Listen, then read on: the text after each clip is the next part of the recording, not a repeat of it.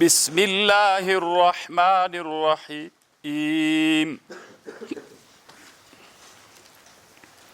أولئك الذين اشتروا الضلالة بالهدى اولئک الذین دغه منافقین چې مخکې تیر سو الذین هغه کسان دي اشتروا الضلالة چې دوی اخیستی د ګمراهي بالهدى په مقابل د هدایت کې فما ربحت تجارتهم نه د کامیاب د تجارت د دوی وما كانوا مهتدین او ندی دوی هدایت مندونکي طالبان ورونو دلته خو اشترا په معنا د اخیستلو باندې ده نو چې د اخیستلو په معنا باندې سوا نو دلته دوه خبرې دي یوه خبره دا ده د اشترا معنا څه شی ده خپله معنا یې ده که بله معنا یې ده نو دلته علماو اختلاف ده یوه ډله علما داسې وایي چې دلته د اشترا په معنا د اختاره په معنا ده اولئک الذین دغه مخکې چې تیر سو منافقین الذین هغه کسان دي اشتروا الضلاله چې دوی مختار کړی د ضلالت په ګمراهي یعنی الله ګمراهي مرته وړاندې کړله هدایت یې مرته وړاندې که د رسول الله صلی الله علیه وسلم په ژبه باندې دوی کم یو مختار که ضلالت مختار که هدایت روا نه خیسته څوک یې واخیست ګمراهي یې واخیستله طالبان ورونو تاسې د دې ته ډېر فکر وي انسان چې تربیت کوي د انسان تربیتول ډېر سخت دي تاسې فکر وکئ طالبان ورونو مثلا تاسې خپل وطن کې پیاز وکرئ کله چې پیاز وکرئ ګوره تا تخم هم د پیازو شیندلی وي او مځکه دې هم پیازو ته جوړه کړې وي خو کوم بوټي نور پې غالبیږي پیاز که نور بوټي نو څه به کوې دا نور بوټي به ترنه باسې دا د دنیا عادت ده کوم شی چې ته تربیتوې ستړی ډېر غواړي نور شیان یې مخ نیسي خبر پوهیږئ نو هغه ضلالت و ګمراهي دومره ډېره سي چې د علم مخه نیسي انسانان فکر کوي چې هغه اصل د لکه سي ځکه د هغه مخه داسې ونیسي د انسانانو چې طبیعت ور بدلوي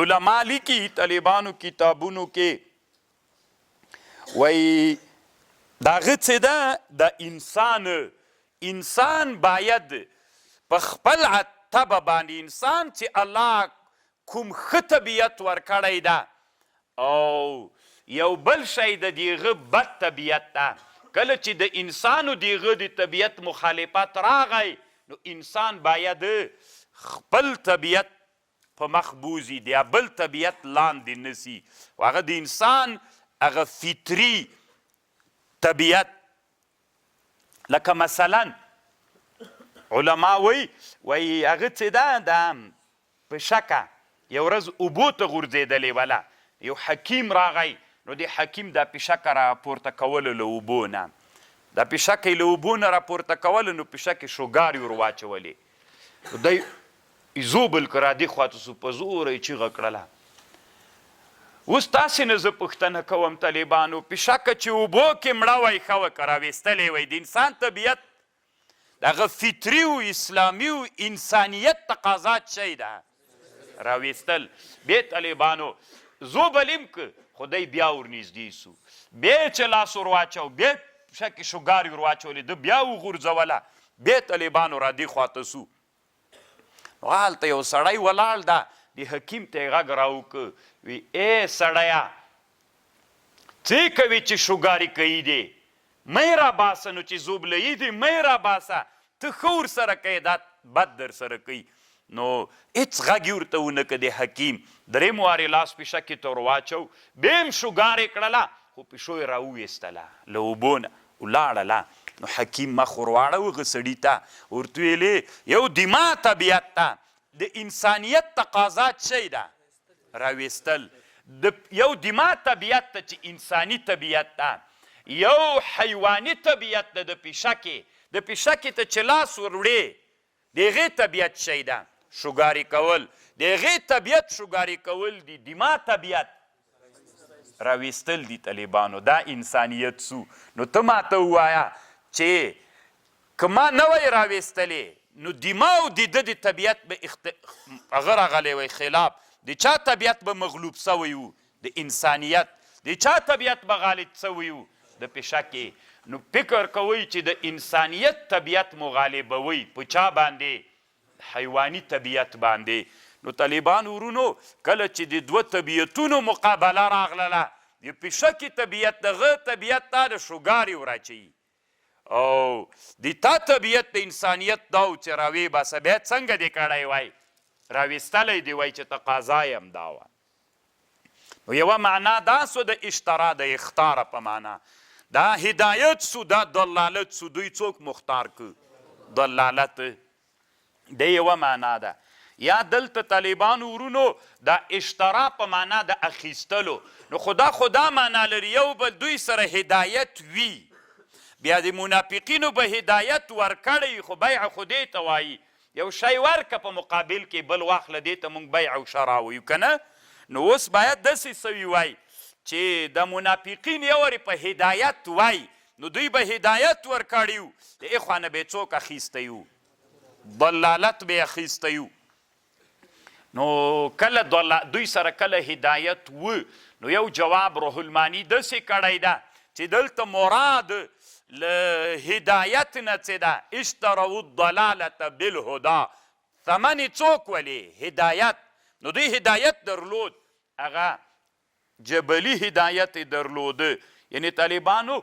رسول علیه السلام وی صلی الله علیه وسلم ما من مولود الا یولد علی الفطره هر وړه انسان چې پیدا کیږي په فطرت پیدا کیږي یعنی اصل کې هدایت پکې وي فابواه یهودانه یمجصانه ینصرانه به مور پلار که یهودان یهودی کوي که نصرانی نصرانی کوي که مجوسی مجوسی کوي اصل فطرت باندې پیدا کیږي په هدایت نو دغه جبلی فطرت د منافقینو چې و دا دوی ورک لکه طبیعي خو الله په چا پیدا کړي ول په اسلامیت او په هدایت دوی هغه ورک په مقابل کې څوک واخیست نو بیا حقیقي معنا ترنه مراد سوله او یا طالبانو تمکن ده علامه شهاب الدین الوسی رحمه الله بله خبر دا کوي یا رښتیا هدایت درلود هغه طبیعي هدایت چې ما من مولود الا یولد علی الفطره یا تمکن د دلته طالبانو ورونو تمکن دا معنا الله د دې قدرت ورکړی دوی ته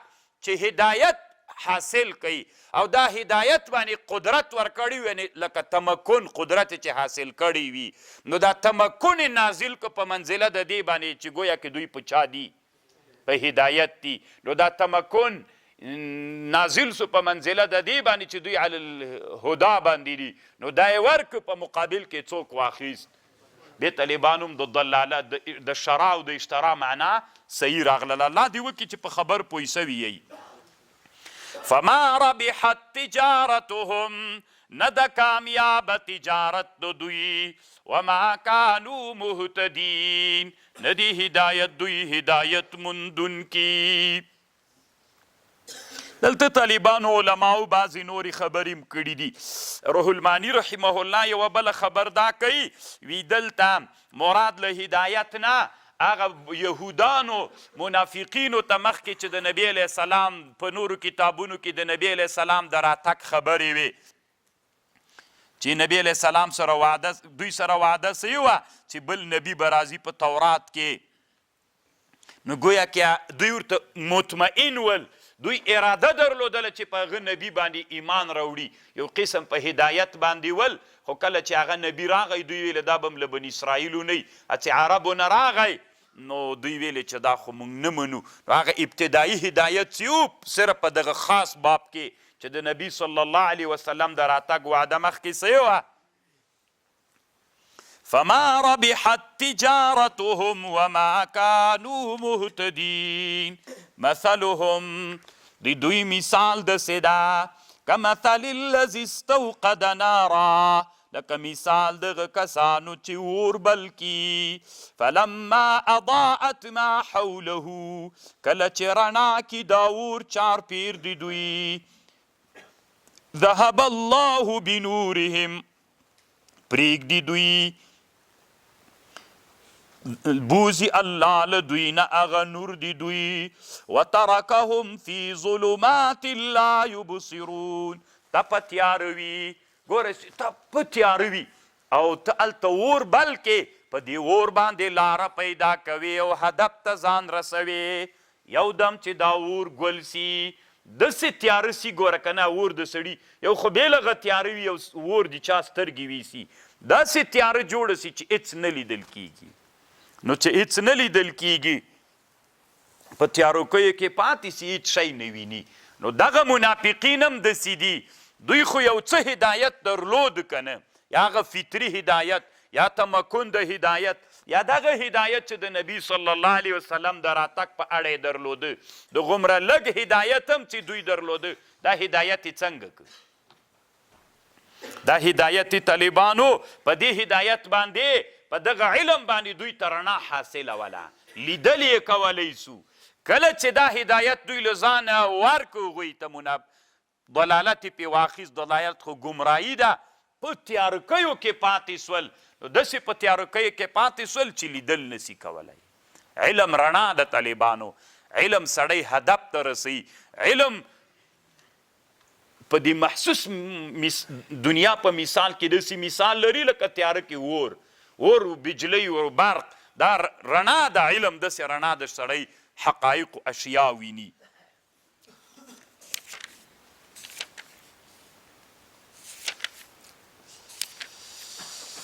صم بكم عمي فهم لا يرجعون صم دوی څه دي کاڼ دي بکمن ګونګیان دي عمي ړانده دي له حق نه فهم لا يرجعون دوی چې یورې له هدایت نه ووتل بیرته نه راګرځېږي هدایت ته ځکه دوی کاڼه دي حق نه اوري نه یې ویني ګونګیان دي نه په حق باندې خبره کولی سي او کصیب یا مثال د دوی داسې ده کصیب لکه باران من السماء چې دا باران له اسمانه راوریږي فیه ظلمات په دې باران کې تیارکی وي ورعد رعد وي موږ تلنده ورته وایو څوک ورته بابا غرغوري وایي وبرق برېښنا وي یجعلون اصابعهم دوی اچوي ګوتې فی آذانهم په غوږونو کې من صواعق له وجې د هغه غږونو د تندرونو حذر الموت له وجې د ډاره د دې چې مړه نه سو والله محیط بالکافرین دوی مثال داسې ده باران راوریږي تیاره پکې وي دا باران کله چې راوریږي وریځې راتیزې سي او باران سي ګردونه سي داسې برېښناوي سي رادونه سي تندرونه پکې راغورځېږي نو داسې نو دوی ډېر وډار سي دا څوک چې په باران کې ګیر ده غوږ کې ګوتې واچي دا د تندر داسې کړسهاری وي دی وي چې مړ نه سمه نو دوی منافقین مثال دا مطلب ده کله چې قرآن را نازلیږي دا د الله رحمت ده نو دوی قرآن د اورېدلو د وجې نه په غوږونو کې ګوتې اچولي وي دوی وایي چې موږ د حق وانه ورو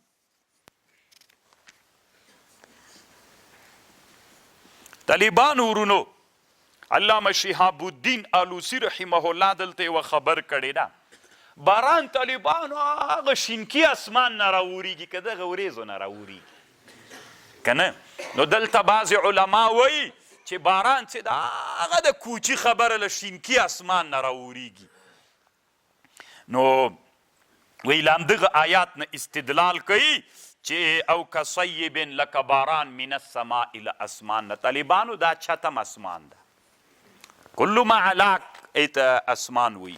باران څنګه منځته راځي او دی باندې لږ ځان پوه کوي. روح المانی، روح المانی طالبانو یو ډېر ښه عادت لري. یو ښه عادت یې دا ده د روح المانی چې کومې علماو د علم طبیعیت کمې خبرې کړي هغه دی مني. زه بیا ورې خبر درته وکم. علما د علم طبیعت علما داسې وایي باران څنګه کیږي، تلنده څنګه کیږي، رعد و برق څنګه منځته راځي، تندر څنګه راغورځېږي. نو په دې لږ ځان پوه کوي. موږ تاسې دا خبرې په میبزي صدرا کې هلته دا خبرې کوو که نه. نو اصل کې داسې ده تاسو طالبانو ورونو چې ډېر علمي تحقیقاتو کې بیا تاسې پوهیږئ دا ټول کارونه د لمر دي. الله عزوجل په مر کې یو تاثیر کې ښودلی. کله لمر چې په مځکه باندې خپلې وړانګې واچولې خصوصا په دریابونو باندې، نو هغه د لمر په واسطه باندې د مځکې او د دریابونو ابخیره او بخارونه راپورته سي. کله چې دا بخار راپورته سو نو دا بخار چې وي طالبانو دا سپک وي وزنې، دا هواوي نه دي، دا هواوي دا بعضې چې لمدي وي کومې هوا سره چې رطوبت ملګری وي دا درنده هوا وي، او بعضې داسې هواوي وي چې هغې سره رطوبت ډېر نه وي او جای دغه هواوي سپکې وي که نه. هواوي فرق لري. نو کله چې د لمر په دې مځکه باندې ولګېږي او په دریابونو ولګېږي نو هغه بخار یې راپورته کي. دا بخار چې پورته سو دا هغه خپلې طبقې ته ورسېږي. نو هلته چې یو جای سو لکه که تاسې فکر کړی یو دیګ ده د بخار کې چې هغه پاخه کې دیګ سر چې خلاص کې اوس که داسې چل وکړې چې د بخار سر ته یو یخ بله وسپنه داسې یو مجمه غوندې غټه چې یخه وي داسې چې پاسه ورته ونیسې دا تپ چې راجګ سو ورته هغه دستي په چا بدل سي په خوله اوبو باندې. دغه خوله باران د طالبانو بیرته په مځکه کته وریږي. نو کله چې دا د مځکې ابخیروي بخارونه پورته سول دا چې پورته سول هغه پورته مرتبې ته لاړل هغه مرتبه یخه ده. نو هغې سره چې یو جای سول نو په چا باندې بدل سول په خوله باندې په وریځو باندې بدل سول. دا وریځه ټول طالبانو رطوبت ته اصل کې دا وریځه دغه شی ده که نه لکه دا دیګ دی چې خلاص که سر دی چې خلاص که داسې تو غوندې وکړي دغه تو وریځ د طالبانو خبر پوهېږه. نو دا چې کله پورته سوله نو اخوانه الله عز وجل بیرته ذاتي راوروي. خو دا راورول کله کله یخ ډېر وي نو واوره او ګلۍ ترې جوړه سي ګلۍ ژلۍ، او کله کله طالبانو له دې نه باران جوړ سي نو بیرته په راورېدلو باندې ذاتي شروع وکړي. تاسې خو په خبر پوهېږئ که نه اصل علت دا وي. او بیا کله کله داسې سي دلته طالبانو مځکې کې لاندې قسمه قسم معادن دي. هره مځکه طالبانو اوس د موږ په وطنونو کې ډېرې تلندې نه کېږي. تاسې وطنونو کې کم ولایت ته چې کله د بارانونه وي دا غرز غروز ډېر وي، فراه کې ډېر وي، هرات کې هم ډېر وي، غزنی کابل کې چندان دا ډېر نسته ده، لوګر کې هم نسته ده ډېر. دا داسې وي طالبانو ورونو د هغه فرق لري څه ورته وایي دا وریځې دا کله کله چې دا بخار د مځکې راپورته کېږي له دې بخارونو سره د مځکې هغه ځکه مځکې کې لاندې بارود سته پټرول سته قسمه قسم معادن دي د بخار کله کله هغه ورسره وي. نو هغه چې ورسره سو دا چې کله پورته سو نو دې وریځو کې بعضې داسې وریځې تر جوړې سي دا چې سپکې وي دا پورته ځي که نه کومه هوا چې سپکه پورته ځي کومه هوا چې درندی هغه کته راځي. تاسې طالبانو که فکر کړی وي دا بخارۍ څه ده د اور بخارۍ چې موږ تاسې زمې کې ږدو ولې دا دود یو طرف ته وځي ولې کوټه کې نه تیتېږي؟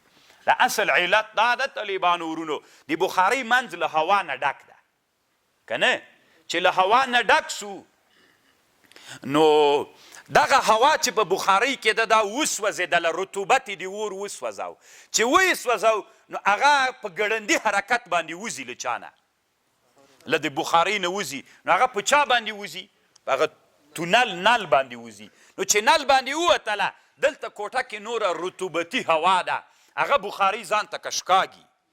چې ځان ته یې کش کودله نو هغه هوا بخاري ته ورننوتله، بس علی الفور یې هغه هم سوځوي، همداسې تیز حرکت باندې ځي. دغه هوا چې کوټه کې د رطوبتي دا بخاري ته ورننوځي له یو طرف نه، ګوره بخاري دوی داسې جوړوي چې سوری یې بند نسي. ګورئ لاندې کوم سوری چې ده که هغه بند وي بیا اور ګل کېږي، نو هغه چې متحرک حرکت باندې دلته تیز همداسې ورننوځي هغه سوځي، هلته په تونل باندې وځي، ځکه هغه هوا سپکه سوله. که تاسې تنور لیدلی وي خپلو کورونو کې، ځکه موږ تاسې خو ټول ژوند د بد وې ده، نو کورونو کې تنورونه لرو.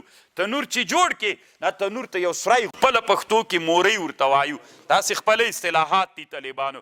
نو چې دا اور دی بلک، نو که تاسې فکر وکړئ د تناره ته چې کښېنئ مورۍ له طرف نه داسې اور هغه راځي، بیخي هوا نه وي، دا هوا له کومه کېږي، دا هوا له کومه کې. دا اوس چې موږ دلته ناست یم طالبانو هوا سته ده، هېڅ هوا نه لګېږي، بیخي هوا سته ده نه ما تناره کې څوک سته. دا علت دا وي چې تناره منځ کې چې کومه هوا موجوده ده هغه د تناره اور وسوځله، چې ویې سوځله نو رطوبت یې ترنه ختم کړو، نو دا هوا څوک سوله؟ سپکه سوله. چې سپکه سوله نو هغه څه کوي؟ صعود کوي. نو چې صعود یو که دلته دا ټوله کوټه له چا ډکه ده، نو هغه رطوبتي هوا په چا ننوځي؟ په مورۍ باندې ننوځي. هغه ننوځي، هغه څنګه تناره ته راغله دومره ګرم د تنور چې هغه په چا بدلیږي دستي، یعنې سپکېږي، هغه رطوبت یې اور سوځوي. چې ویې سوځو بس حرکت ځتي باد شروع سو، سړی وي چې باد څنګه سو. نو دا طالبانو ډېره ښه موضوع ده، هسې نو خو مې شروع کړه، زه به یې لږ لنډه پوه کړم چې تاسې په اصلي هدف پوه سئ. طالبانو دشتو کې ډېره هوا لګېږي که کلو کې؟ طالبانو ورونو الله دشتې چیشته پیدا کړي؟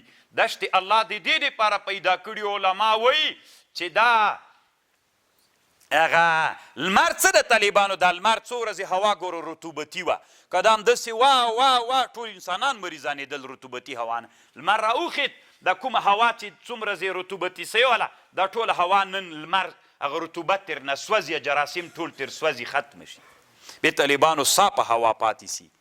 د الله یو عجیب نظام، د طالبانو علوم را وسپړیه. علما وایي کلی څه که نه، تاسې اوس داسې فکر وکئ چې تاسې خپلو کلو ته خیال کې لاړ سئ. نو چې هلته لاړلی خپلو کلو ته، نو کلو کې طالبانو انسانان هم وي، غواګانې هم وي، دا ساتې باسي دې سره رطوبتونه شیان یو جای را یو جای سي. کلي کې هغه بیت الخلا وي که نه، ټول طالبانو بس دا نور د غواګانو د وزو دا طالبانو فضا د کلي ټوله څوک کي، داسې له جراثیمو سره هغه فضا او هوا ټوله ککړه سوله. صحیح ده؟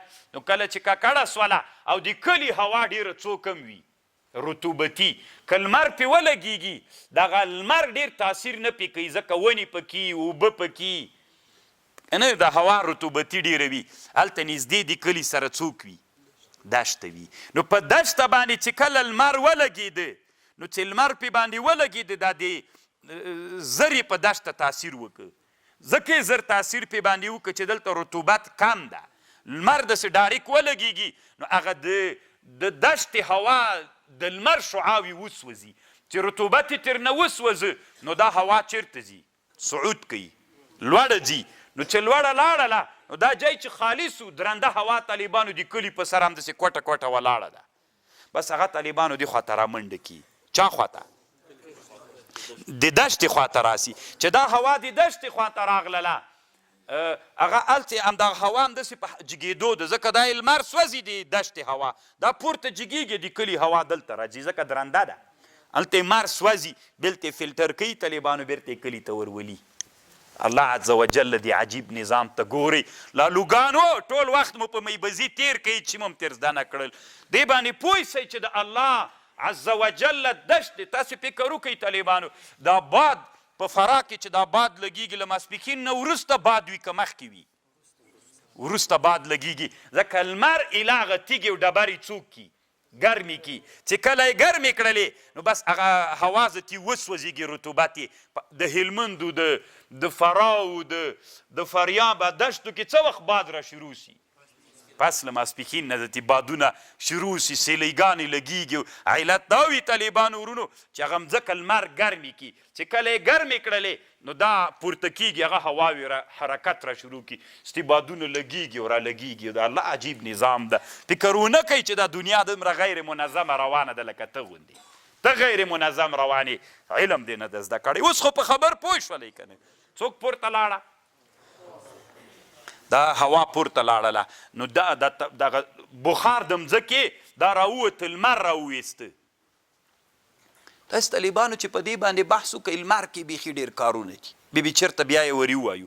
کله چې دا هغه پورته لاړه، څه ورته وایي دا هوا، دا چې پورته لاړه له طالبانو ورونو، یوه ورېز سپکه ده دا پورته ځي، بله درنده ورېزه هغه کته راځي، د دوی دواړو په مابین کې ټکر راغی، احتکاک. دا زور وایي چې پورته لاړه سي، هغه زور وایي چې کته راسي. دلته د دوی په مابین کې داسې احتکاک وسي. لکه که تاسې فکر کړي چې دوه شیه په زوره ټکر سي، قسم درس کوي.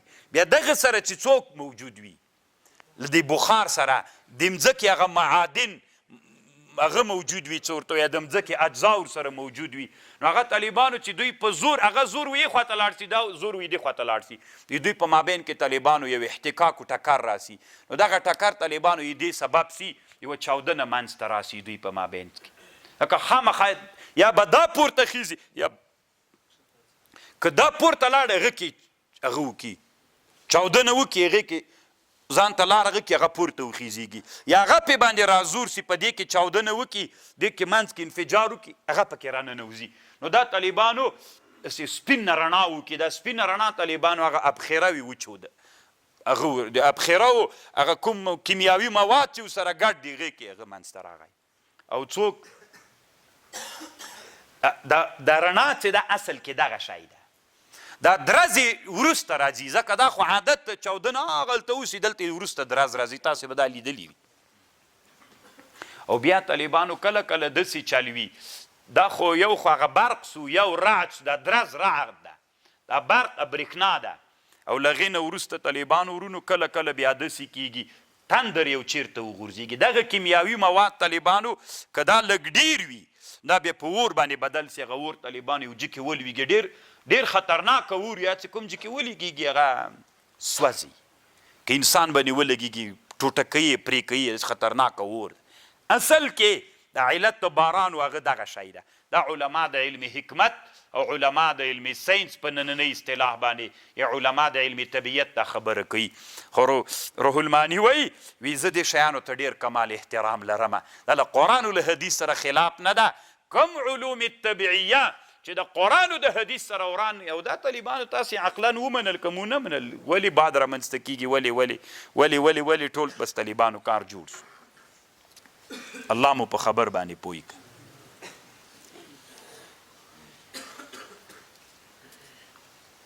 روح المانی یوه خبره دا کړې، یوه خبره طالبانو دلته بلم کړې ده. حدیث کې راځي رسول صلی الله علیه وسلم وی یو رعد ده، رعد وی دا د ملکې غږ ده، دا ملک غږ کوي، حدیث کې داسې راځي. نو روح المانی غواړي طالبانو د ده عادت دا ده چې تطبیق د دین او د علوم طبیعیه وکړي. هلته خو علم طبیعت والا ویلي دا رعد هغه د چاودنې ګړز ده، او دلته وی چې دا د ملکې غږ ده، داسې په قمچي نه ووهي. نو دی طالبانو به یو بلې علمي خبرې ته تللی، طالبانو نه ډېره علمي خبر کوي. دی وایي دنیا کې چې څومره مخلوقات دي اجسام، دا ټول ارواح لري، ونم طالبانو روح لري. دا روح څه معنا لري طالبانو ورونو؟ تاسې زه یې په خبر باندې پوه کوم. دوی وایي چې په هر هغه کې څه ورته وایي، هر جسمانی شي کې دا څومره جسمانیات چې دي، په دې کې یو شی ده چې هغه شی مادي نه ده، لکه روح کله مادي ده. په دې ټولو کې، په دې ټولو جسمانیاتو کې څوک سته؟ روح سته.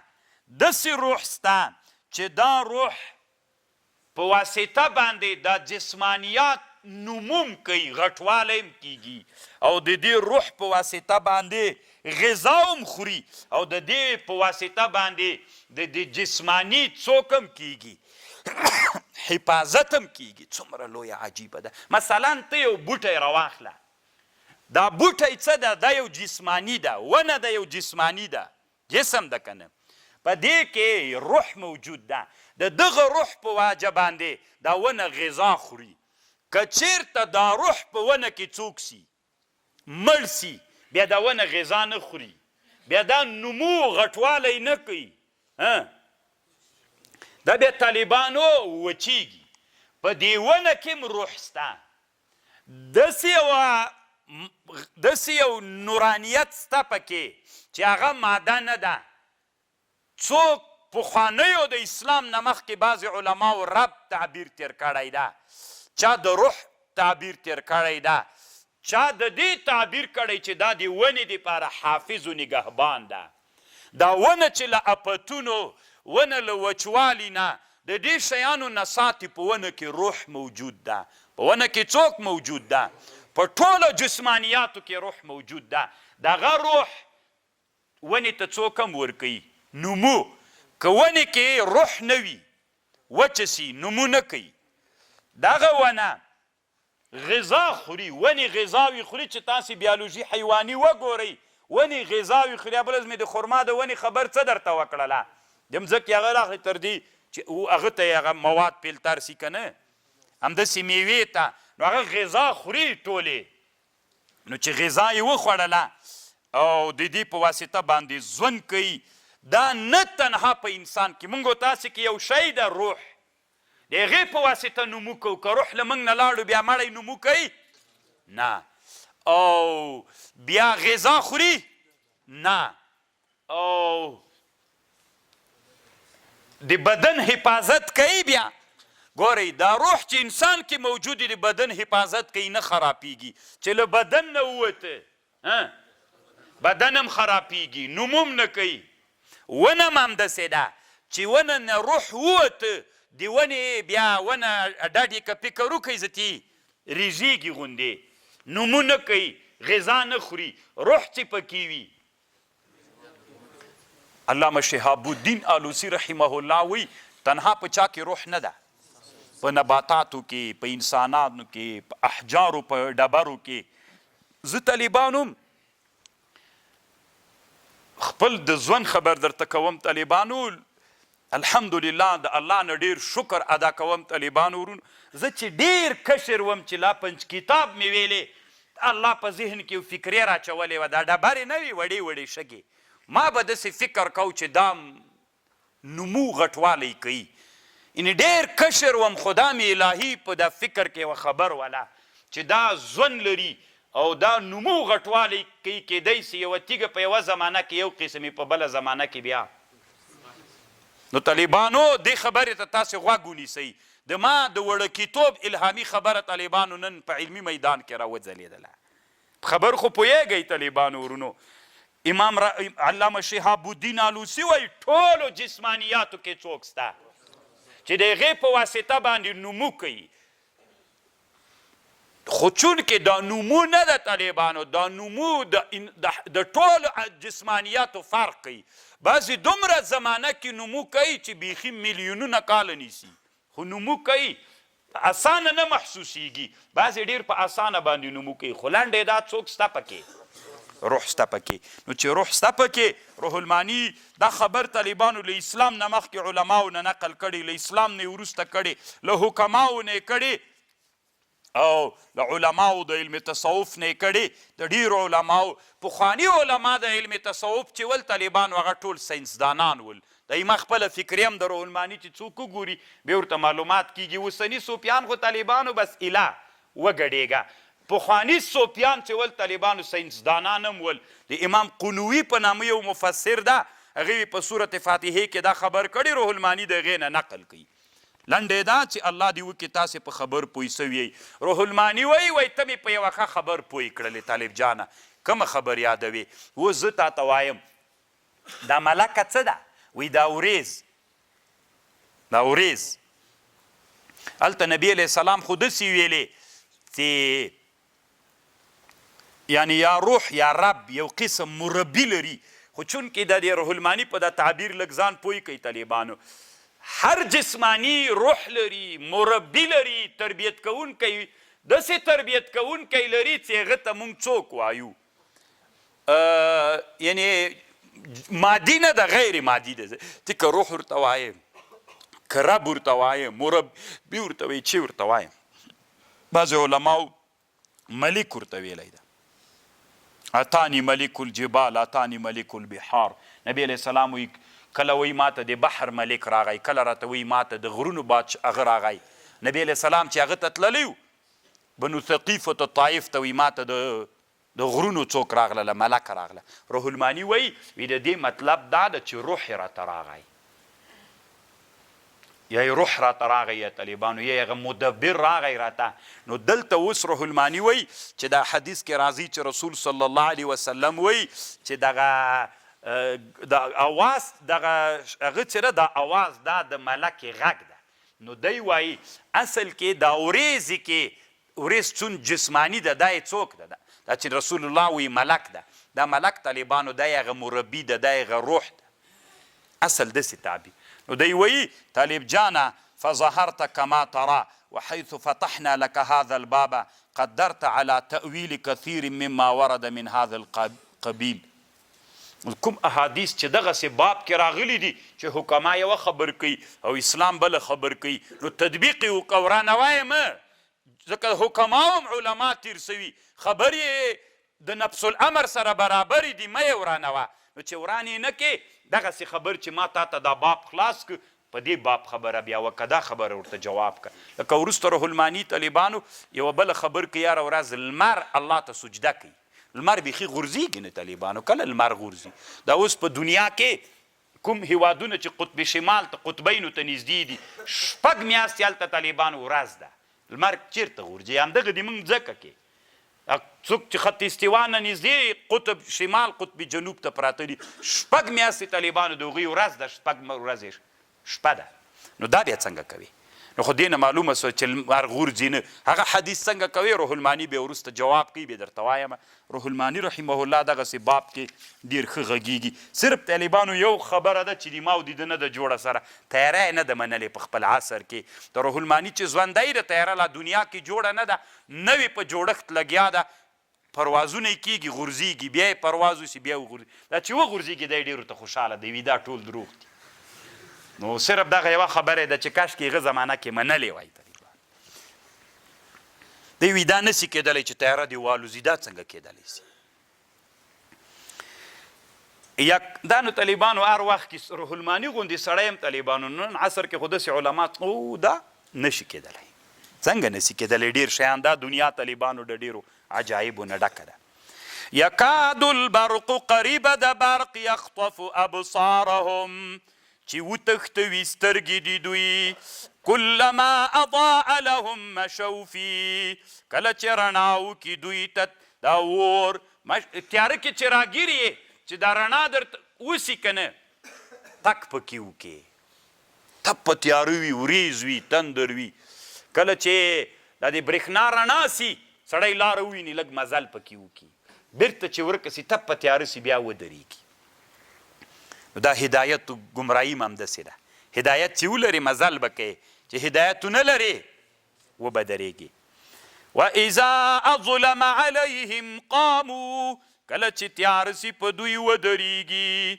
ولو شاء الله لذهب بسمعهم، که د الله خوښه وی د دوی غوږونه به یې وړي ول، د دوی سترګې. ان الله على كل شيء قدير، الله په هر شي باندې قادر د قدرت لري. یا ایها الناس، ای خلکو، اعبدو، عبادت کوئ د رب، کم رب؟ الذي خلقکم، اغه رب چې تاسې پیدا کړي یئ، والذین او اغه کسانی پیدا کړي چې مخکې له تاسې نه وو، لعلکم د دې دپاره چې تاسې متقیان وګرځېږئ. یا ایها الناس، ای کسانو، اعبدو، عبادتو کوئ د رب، اغه رب الذي خلقکم چې تاسې پیدا کړي یئ. طالبانو د رب په وجود باندې دلایل شته، رب شته، الله شته، عقلي دلایل یې کم دي. نو طالبانو ورونو تاسې خبرې ته متوجه سئ. امام رازي رحمه الله یوه خبره د امام جعفر صادق نه نقل کړې ده. یو سړی امام جعفر صادق ته راغی وي رب شته، مونږ لیدلی نه ده، نو رب څنګه شته ده؟ نو هغه ورته ویلي وي کښتۍ کې کله سپور سوی؟ وی و. وی کله داسې پیښه در باندې راغلي چې کښتۍ د اوبو څپو پسې اخیستې ده؟ وی و. وی څنګه دې کړي؟ وی بیا داسې حالت راغلی چې د دریاب څپو کښتۍ ماته کړې؟ وی و. وی بیا په څه شي پاتې سوی؟ ویل یوه تخته باندې، یوه تخته د کښتۍ باندې داسې ورسریښ سوی یم.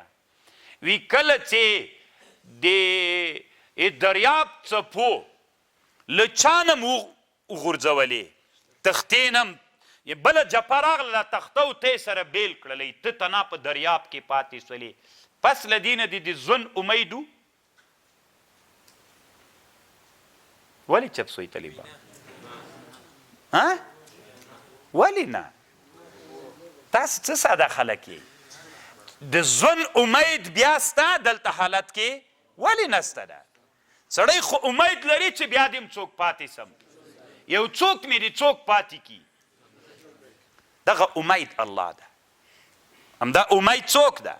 همدا الله ده. وایي پوه نه شولې چې کله داسې حالت سره مخ سي چې ټول اسباب چې ته ظاهره فکر کوي چې دی نجات راکوي، ټول چې له منځه لاړ سي، بیا هم طالبانو د سړي امید وي چې کیدی سي بچ مې کی. هغه چې کیدی سي بچ مې کی هغه الله ده.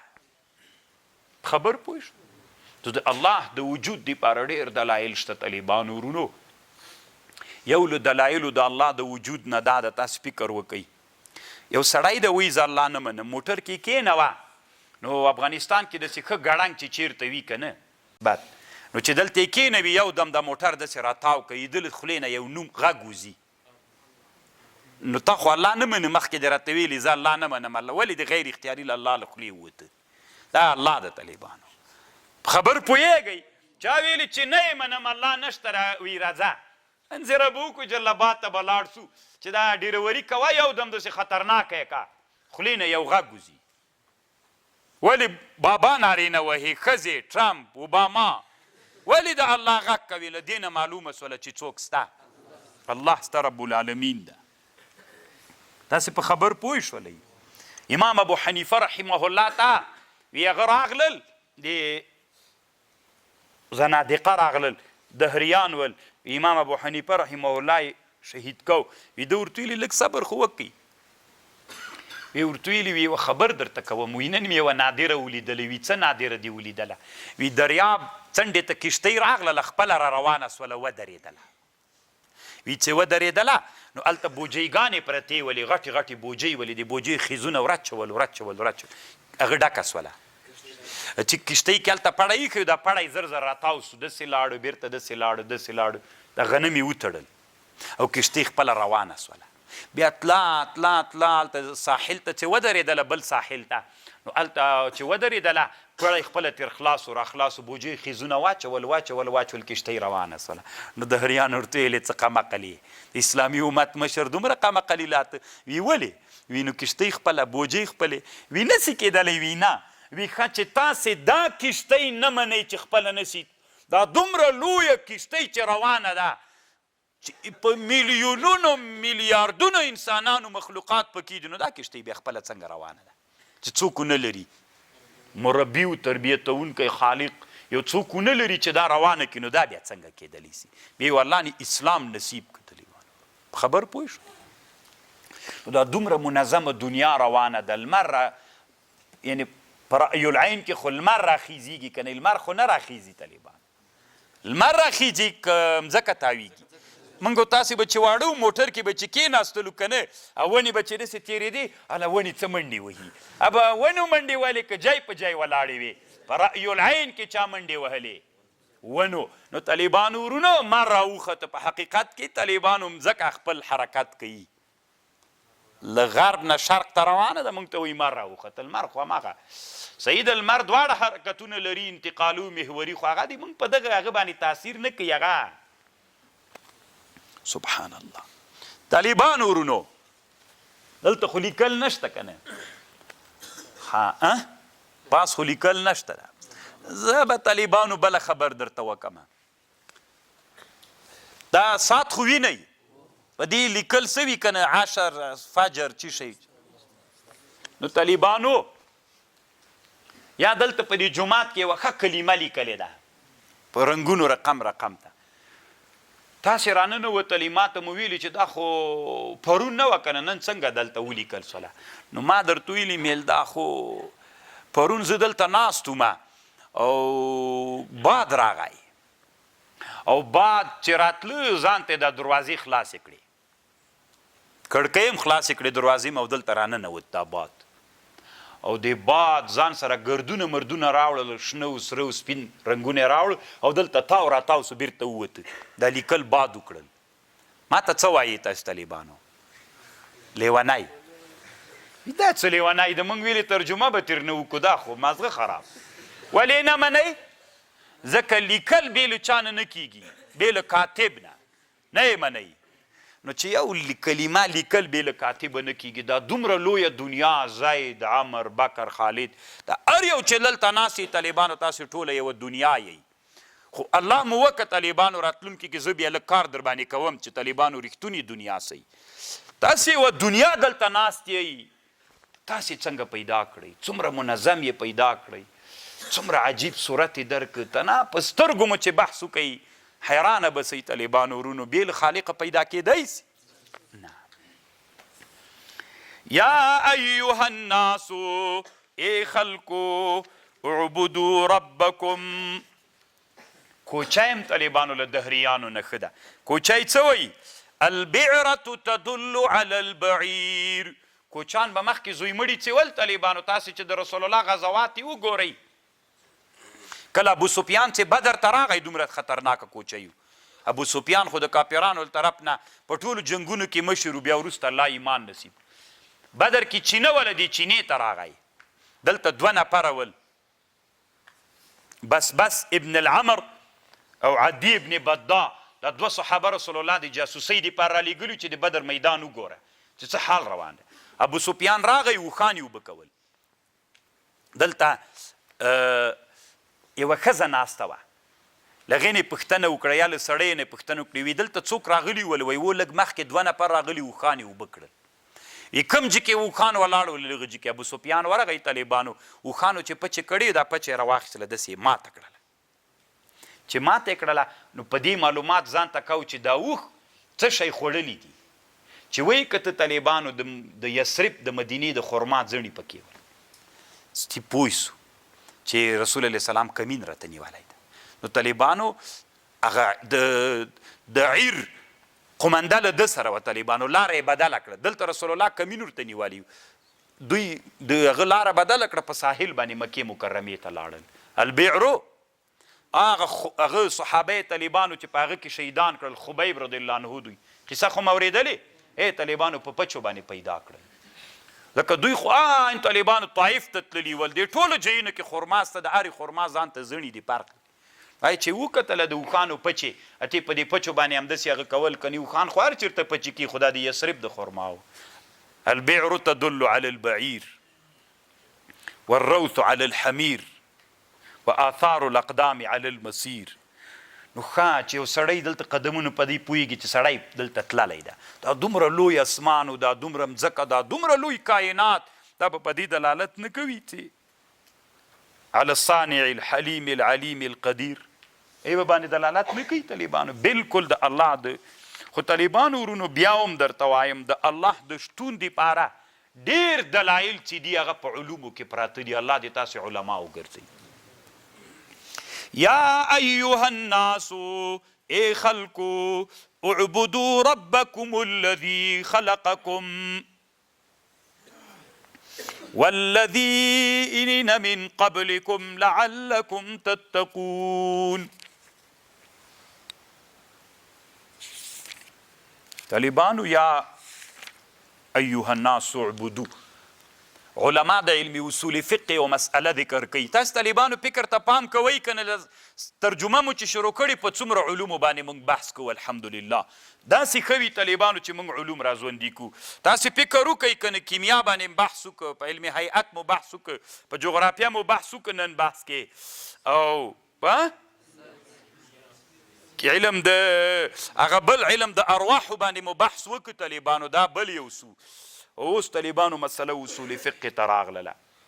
اصول فقه علما یوه خبر کوي کافران مکلف بالفروع دي که نه دي؟ کافران مکلف یو خو طالبانو دا مسله لږ سخته ده، تاسې ځان پې پوه کړئ. کافران مکلف بالفروع دي که نه دي؟ دا څه معنی طالبانو مکلف بالفروع دي؟ یعنې طالبانو اوس یو سړی کافر ده، 10 کاله دی چې بالغ سوی ده، 10 کاله یې وتلي، 10 کاله بعد ایمان راوړ. چې ایمان یې راوړ دا 10 کاله د ده د زمانه د کفر کې، په دې وخت کې دی مکلف بالفروع و، یعنی په مانځه، په زکات، په روزه، په حج باندې که مکلف سی، بې مطلب دا کیږي چې د کله ایمان راوړ د دې 10 کلونو زمانې څوک به راوړي؟ قضایي به راوړي. څوک چې وایي چې مکلف بالفروع دي، څوک وایي چې مکلف بالفروع نه دي، د هغې دا مطلب ده چې قضایي نشته د دې باندې په دنیا کې او یو په آخرت کې ده. نو طالبانو ورونو دې کې ډېر اختلاف ده، جنجالي اختلاف ده. حاصل به یې داسې درته ووایم، علما داسې وایي دي موږ د احناف کافران په دنیا کې مکلف بالعقوبات والمعاملات دي. کافران اوس مثلا افغانستان دلته اسلامي نظام دلته کافران هم اوسیږي، دغه کافران مکلف بالفروع دي که نه دي؟ په معاملاتو کې دي. بیع او شرا چې کوي د اسلام د قوانینو موافق به یې کوي. یو په خمرو په خنزیر کې بیله مسله ده، نور ټول احکام به دي چا مني؟ د اسلام احکام به مني. تاسې ما په خبر پوه شولی؟ یو په عقوباتو کې، عقوبات دا معنا طالبانو مثلا که غلا وکړي، که قتل وکړي، په دې عقوباتو کې هم دوی څوک دي؟ په دنیا کې مکلف دي، په دنیا کې په عقوباتو مکلف دي، په معاملاتو مکلف دي دوی که نه؟ بیع شرع دا به ټول د اسلام د قوانینو مطابق. صحیح شو؟ او پاتې سو غیر له دې نه په دنیا کې په فروع مکلف دي. صحیح خبر دا ده نه دي. یعنې که کافر ایمان راوړ، دا څومره زمانه یې چې کفر کې تېره کړې ده، هغه زمانه کې دی په ایمان مکلف و، نه په فروع باندې. نو چې په فروع باندې مکلف نه سو، په ده باندې څوک نسته د هغې زمانې منځونو د روزو د دې شیانو قضایي ورباندې نشته ده. یو برکت. اما په آخرت کې طالبانو بیا دوی مکلف بالفروع دي که نه دي؟ په آخرت کې بیا دوی مکلف بچا دي؟ بالفروع دي طالبانو. الله چې کافر ته عذاب ورکوي په آخرت کې، تنها یې په کفر باندې ورکوي، که په نه مانځه، په نه روزه، په نه زکات باندې هم ورکوي، په ټوله یې ورکوي. خبر پوه؟ تعبیر به داسې کوي هغه چې دا کافران مکلف بالفروع دي که نه دي؟ په چا کې مکلف دي؟ په آخرت کې په ټولو مکلف دي. په دنیا کې صحیح رایه دا ده نه دي، صرف په معاملاتو په عقوباتو کې. نو ځکه یا ایها الناس اعبدوا ربکم الذي خلقکم، د عبودونه علما استدلال کوي. لعلکم د دې دپاره تتقون. طالبانو ورونو اوس به بیرته عقایدو ته لاړ سو. اگر چې دا هم د اصول فقه مسئله ده، د عقایدو هم د اصول فقه مسله هم ده. علما داسې وایي افعال د الله پاک معلل بالاغراض او معلل بالحکم دي که نه دي؟ په دې ځان پوه کوي طالبان. ښه علمي موضوع ده دا هم طالبانو. ګوره الله عز وجل چې کم افعال کوي نو هغې دپاره به علت و غرض لټوي. الله چېشته د اسمان رنګ شین پیدا کړی، غرض و حکمت به ورته وایې که به نه ورته وایې؟ داسې خبرې ته غوږ شئ طالبان. الله اسمان چېشته شین پیدا کړی، الله عز وجل غر چېشته پیدا کړی، الله عز وجل اوبه چېشته پیدا کړي، الله عز وجل پیل چېشته پیدا کړی. نو د افعال دی الله عز وجل معلل بالاغراض او معلل بالحکم دي که نه دي طالبان؟ یا ګوري طالبانو ورونو مثلا الله په مانځه کې سجده دي څه دپاره؟ حکمت په سجده کې چی ده؟ اودس کې څه شی ده د حکمت غرض پکې څه شی ده نو اوس پوه سوی په خبر چې افعال د الله پاک معلل بالاغراض او معلل بالحکم دي که نه دي نو طالبانو ځکه مې درته ویلي دا بعضې علماو د عقایدو کتابونو کې ذکر کړي بعضې په اصول فقه کې علامه سعدالدین تبتزانی شرح المقاصد کې ذکر کړي او دا بل علامه ابن الهمام په التحریر کې ذکر کړي چې دا د اصول فقه کتاب ده اشعریان وی افعال د الله پاک معلل بالاغراض نه دي ولې نه دي طالبانو ورونو روزي خو به نه یې ویده کړي ها په خبر خو مې پوهېږئ نو طالبانو ورونو د اشعریانو خبره واورئ اشعریان داسې وایي د الله عز وجل افعال معلل بالاغراض و معلل بالحکم نه دي ولې ځکه دوی وایي دا که افعال د الله پاک معلل بالاغراض و معلل بالحکم راسي نو بیا استکمال د الله په غیر باندې راځي استکمال د الله په غیر باندې راځي نو الله استکمال تر غیره پورې وتړل سو نو دا ناروا ده نو تعلیل د افعالو د الله عز وجل دپاره دام ناروا ده دا د شاعره ورایه ده خو طالبانو جواب هغه ورته کړی علامه ابن الهمام په التحریر کې ابن الهمام جواب کړی ده سخت د علم نه ډک کتاب د طالبانو تاسې به لیدلی هم لا نه التحریر علامه انور شاه کشمیری وایي په دنیا کې داسې کتاب د اصول فقه لکه دا کتاب چې د دنیا کې نسته په څلورو مذاهبو کې داسې کتاب د اصول فقه نشته ده دا د ابن الهمام کتاب ده جوړ کړی ده په اصول فقه کې بیا یې بیرته خپل شاګرد شرحه کړی هم ده 3 جلدونو کې ټول د شرح هغه سره پیدا کیږي التقریر والتحبیر علی التحریر خامخا به یې پیدا کوئ طالبانو ورونو ځکه چې علم ته راځئ وسله به پیدا کوئ په وسله باندې بیا قرباني کیږي خو ډېر سخت کتاب هم ده خیر د طالبانو چې علم سره ممارست شوق پیدا سي بیا کولی سي چې هغه طرف ته ووځئ ترنه نو د جواب ورته کړی طالبانو ابن الهمام جواب کړی حاصل د جواب دا ده طالبانو چې ګوره استکمال ته هغه شی ضرورت لري چې کامل نه یو فاعل ده دا فاعل کامل نه ده نو استکمال دا معنا ځان کاملول یو فاعل چې کامل نه نو هغه استکمال ته ضرورت لري یو فاعل چې کامل وي به استکمال ته ضرورت نه لري طالبان افعال دی الله عز وجل معلل بالاغراض دی دا دی موږ د احنافو د ماتوریدیانو د احنافو او د حنابلو مذهب ده د معتزلو د احنافو د حنابلو د ماتوریدیانو دی موږ دا مذهب ده چې افعال معلل بالاغراض و معلل بالچا دي بالحکم دي چې بالحکم بالاغراض دي نو که ته استکمال راغی موږ وایي ګوره الله کامل ده یو شی چې کامل وي بیا چاته ضرورت نه لري چې په بل ځان کامل کی استکمال خدا مانا چې ناقص وي په غیر کامل که الله مطلق څوک ده کامل ده نو چې الله عز وجل کامل سو چاته ضرورت نه لري استکمال ته ضرورت نه لري نو افعال دی الله عز وجل معلل بالاغراض معلل بالحکم دي طالبانو خبر پوه شو اوس طالبانو ورونو زه به یو خبر درته کوم یو عالم یو کتاب جوړ کړی ده هغه نومیږي څه ورته وایي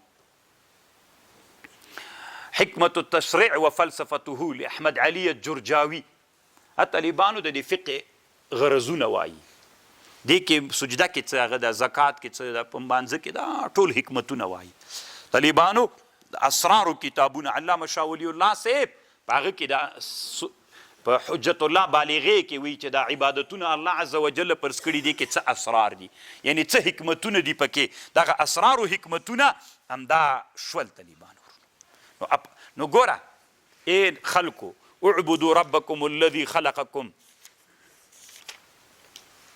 والذي لعلکم دی څه دپاره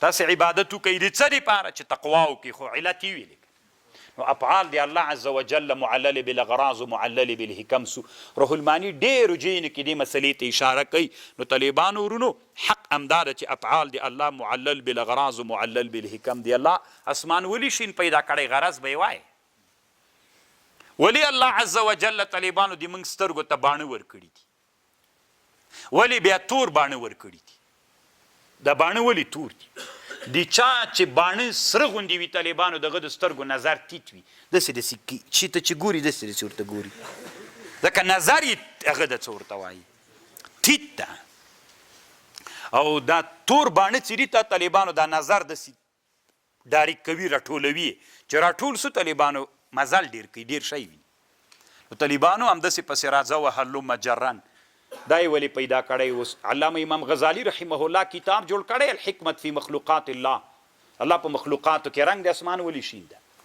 دا ولې ده طالبانو ورونو افعال دی الله پاک معلل بالاغراض و معلل بالحکم دي خو یوه خبره علامه شهاب الدین آلوسی یوه بله خبره هم دلته کړې ده بعضې علما وایي د موږ او د اشعریانو په مابین کې دا اختلاف څوک ده دا اختلاف لفظي ده چې دا اختلاف لفظي سو نو اصل کې مسله داسې ده چې یو حکمت د طالبانو او یو څوک ده یو غرض ده زوی مړ ابن الهمام ده ابن الهمام ګوري طالبانو تاسې چې د ابن القیم دا د ابن تیمیه شاګرد ځکه په دې مسله کې موږ سره حنبلیان هم ملګري دي رحمهم الله دی یو کتاب جوړ کړی شفاء العلیل نومیږي ما سره شته دې شفاء العلیل کې یو باب کې ښودلی دی وایي په دې باندې سلګونه دلایل شتون لري د قرآن او له حدیث نه چې افعال څوک دي نو ولې بیا اشعریان نه مني نو طالبانو ورونو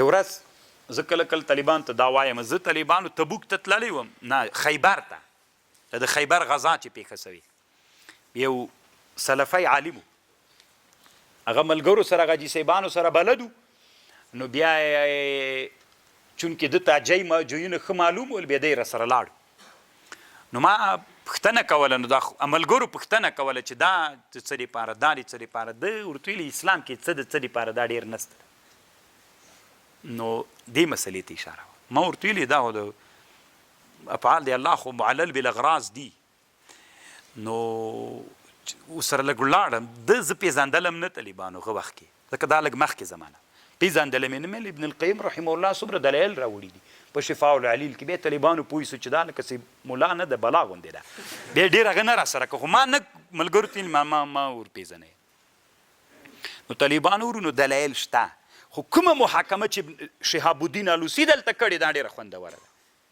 هغه داسې د طالبانو ورونو تاسې دې مسلې ته متوجه سئ غرض دې ته ویل کېږي چې فایده فاعل ته وي حکمت دې ته وایي چې په دې پیل کې مقصد شی وي په دې پیل کې فایده څه شی ده ګوره یوه فایده په دې پیل کې څه فایده ده یوه دا د فایده فاعل ته څه شی ده خبر باندې پوه سوی نو د غرض او د حکمت په مابین کې فرق ده نو چې اشعریان وایي چې افعال د الله پاک معلل بالاغراض او معلل بالحکم نه دي د دوی داسې مطلب ده فایده یې الله ته نسته ده اما په دې پیل کې څه حکمت ته دا اشعریان مني چې په پیل کې حکمتونه سته زه طالبانو دغه محاکمه چې ابن هغه کړې علامه شهاب الدین آلوسی رحمه الله کړې ما ته یې سخت خوند راکړه طالبانو ځکه انسان یم طالبانو زه خپله دا منم چې افعال د الله پاک څوک دي دلایل شته ده نو زه وایم اشعریان خو هم دومره لیوني نه دي چې نه مني چې افعال د الله پاک معلل نو دا اختلاف لفظي ده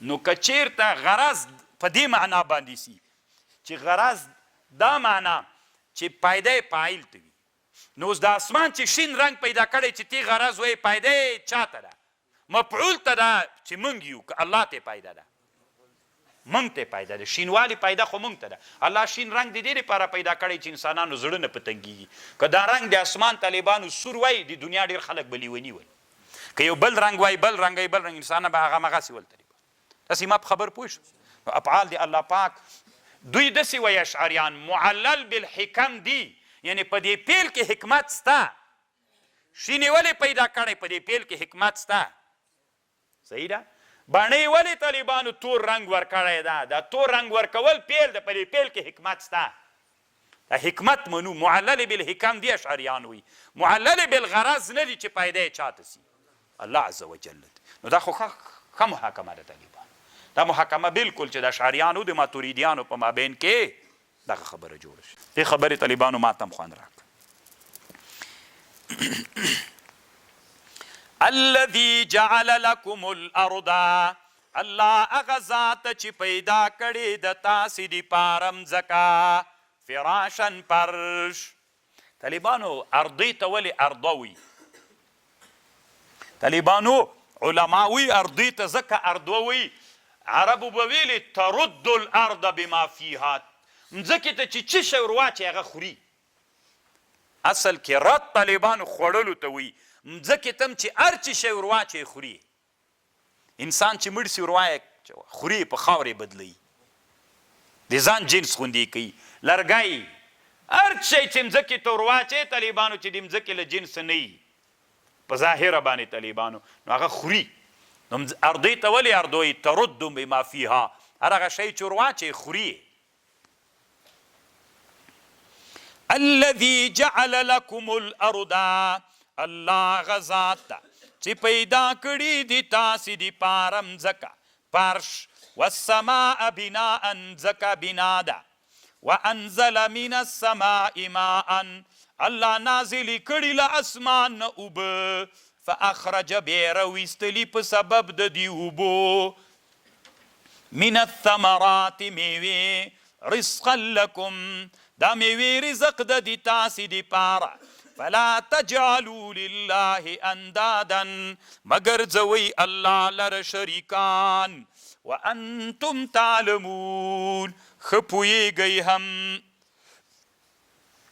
نو طالبانو اوله مسله دا ده چې مځکه کره ده مځکه څوک ده کره ده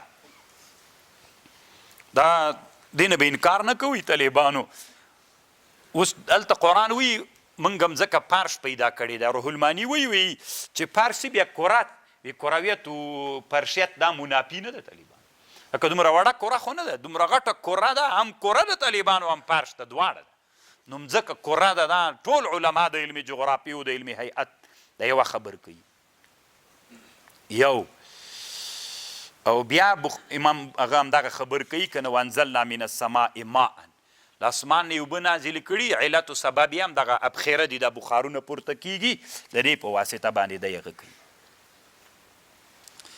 طالبانو ورونو په یوه خبر باندې به لږ سره وغږیږو که نه د عقایدو مسئله ده ځکه طالبانو خوند خو یې دا کوي تاسې خو چې یی که نه بس دا نحوه درته غوږونه کیږي هر چېرته چې دا خبره راسي طالبانو باید سړی په ټولو علومو وغږیږي چې پوه سي اوس دلته دا بې د سبب دپاره ده وانزل من السماء ماء د موږ او د اشعریانو طالبانو یو بل اختلاف د تاسې ورې دا واورئ دا هم ډېر خطرناک دی طالبانو زه تږی یم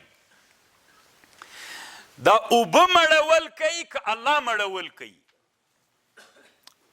مسله خو به درته تیری چېرته کتابونو کې طالبانو تاسې خبرې ته غوږ ونیسئ اشعریان داسې وایي اشاعره وایي وی دا اوبه مړول نه کوي سړی چې مړوي دا اوبه مړول نه کوي مړول څوک کوي که ته وایې ولې دا اوبه سبب د دی وي دا سبب عادي د سبب حقیقي نه ده سبب حقیقي سبب نه ده ځکه که چېرته دا اوبه سبب حقیقي سي بیا اشعریان وایي استکمال په غیر د الله عز وجل راځي دوی داسې وایي طالبانو اشاعره وی که چا داسې عقیده ودرلودله چې دا اوبه مړول کوي الله په ګوره اشعریان دومره خطرناک ځي اشعریان وایي که چا داسې عقیده ودرلودله چې اوبو کې الله د مړولو قدرت کېښودلی الله را جګ سوی اوبو کې د چا مړی سړی نو که چېرته تا اوس داسې عقیده وکړه چې دا قدرت خو الله په اوبو کې د مړولو کې ښودلی ده او دا اوبه مړول کوي وی دا سړی څوک ده دا سړی طالبانو فاسق ده وایي اما په کفر کې وایي دوه خبرې دي یا کافر ده یا نه ده طالبان داسې به نه وایي چې اوبو زه موړ کړم داسې به وایي اشعریان وایي چې چا موړ کړم الله موړ کړم که ودې ویلې چې اوبو موړ کړلمه ولو که داسې دلته ګوره اشعریان داسې که تا داسې عقیده ودرلودله چې اوبه مؤثرې نه دي نه په دې مړولو کې الله مؤثر هم نه ده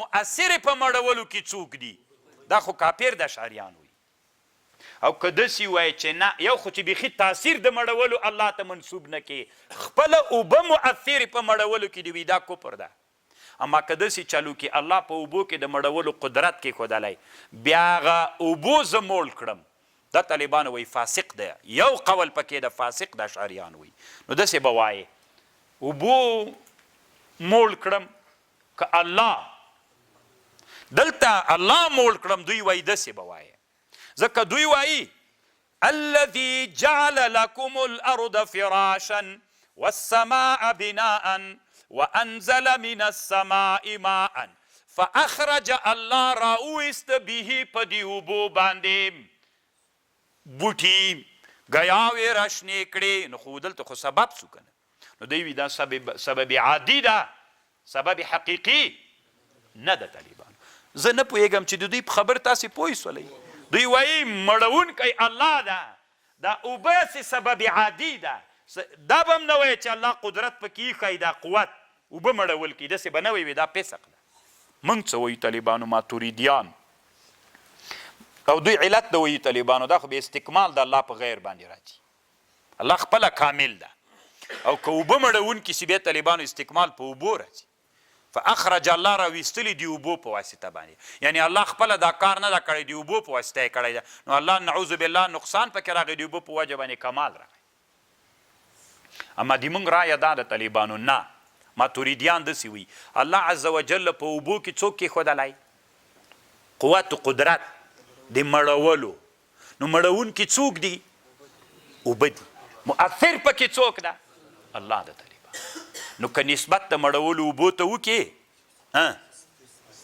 دا فسق نه ده دي موږ د احنافو مذهب باندې موږ داسې وایو چې اوبو موړ کړلمه ما رایو موړوالی چا راوست اوبو راوست دا څوک نه ده او بل دا ده علامه شهاب الدین ګوره د اسبابو د مسبباتو په مابین کې تعلق وي مړول مسبب سبب یې اوبه سبب یې اوبه دي الله عز وجل راجیک شو په اوبو کې قدرت دی چا کېښود تاسو طالبانو په دې مسله ځان پوه کې ډېره علمي مسله ده اوبو کې الله قدرت دی مړولو کېښوده اوس د الله عز وجل مؤثر سو اوبه سبب دی مړولو سو که ته استکمال راځي نو اشاعره والله دې په تاسې رحم وکړي استکمال خو به هلته راځي چې یو څه کې نقصان وي یو شي کې چې نقصان نه وي کامل وي طالبانو به استکمال ته خو هغه شی ضرورت لري چې ناقص وي نو کوم شي نه چې دی غواړي کمال پې راولي استکمال نو خو هغه باندې هغه تشه ډکه کړي الله کې خو بیخي تشه شته ده نه نعوذ بالله طالبانو ملګرو ته لږ هغه خلاص کړي آزاد ناست دي خو ته جی نسته که نه خبر باندې پوه شولې ځکه یخ ده باندې ما په خبر پوه شولې زه به یې ور یوه خبره درته وکړم بیا به تاسې په خبر باندې پوه کړم طالبانو دا تنها اوبو کې نه همداسې اور راواخله اشاعره وایي دا اور سوځل نه کوي سوځونکی الله ده که تا داسې ویلې چې اور وسوځلمه وي دا فسق ده که داسې وایي چې الله په اور کې دا تاثیر کېښودلی چې وایم دا فسق ده دا سبب عادي ده او موږ څه وایو الله مؤثر د په چا کې تاثیر کېښودلی په اور کې د څه شي تاثیر یې کېښودلی د سوځلو او طالبانو د موږ دلته رایه حق ده که د شاعرو یو خو طالبانو ګورئ طالبانو ورونه یوه خبر به بل هم زده کوو الله مو داسې علما که موږ شاعره یو ماتوریدیه یو طالبانو هغه یو موږ تاسې چې کله د علمي تحقیقاتي مزل کوو یو شی به طالبانو بل هم تسلیموو چې کله مخته روان ولو دلایل به د دواړو طرفونو اورو خبره به اورو یا به طالبانو لا ځان سره هم لږ فکر کوو خیر ده که موږ ماتوریدیان یو هغه اشعریه کم یو حق د رب العالمینه موږ باید حق پسې هم ډېر وګرځېږو طالبانو خبر پوهېږئ دا چې اوس زه دغه یم او هغه دغه ده بس که حقه مې بس زه دغه یم نه طالبانو موږ باید طالبانو حق پسې مو ګرځېږو بده خبر خو به مې نه یې کړي څنګه مې زر وابیان کړی طالبانو ورونو اوس ورته ګورئ اور څوک ده موږ ماتوریدیان وایو مؤثر ده نه مړونکی ده مو الله تاثیر پکې ایښی ده دا سبب حقیقي ده احنافو ماتوریدیان وایي اشاعره وایي هسې سبب عادي ده مړونکی الله ده اور موږ احناف وایو دا سوځونکی حقیقي سبب حقیقي اور ده د سوځلو دوی څه وایي الله سوځونکی د اور سوځول نسي کولی راځئ اوس طالبانو د دلایلو میدان ته په خبر خو پوه سولې کله چې ابراهیم علیه السلام طالبانو په چا کې